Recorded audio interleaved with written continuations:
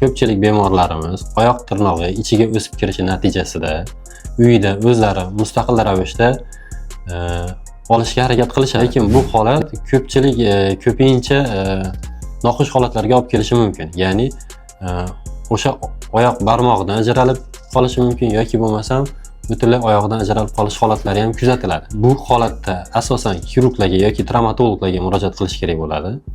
Lekin travmatologlar va xirurglar tomonidan bunday amaliyot 2-3 xil tartibda amalga oshiriladi. Ya'ni qisman tirnoqni olib tashlash yoki bo'lmasam butunlay o'sha oyoq tirnog'ini butunlay olib tashlash. Lekin bular ham vaqtinchalik yordam beradi.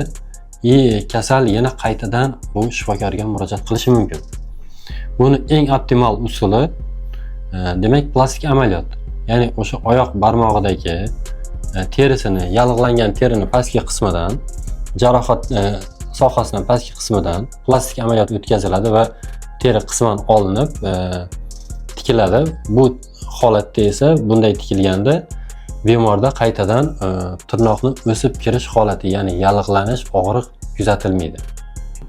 Estetik jihatdan ham bu amaliyotdan keyin oyoq barmog'i chiroyli ko'rinadi va bu amaliyotdan keyin bemor qayta shifoxonaga yoki xirurgga murojaat qilmaydi.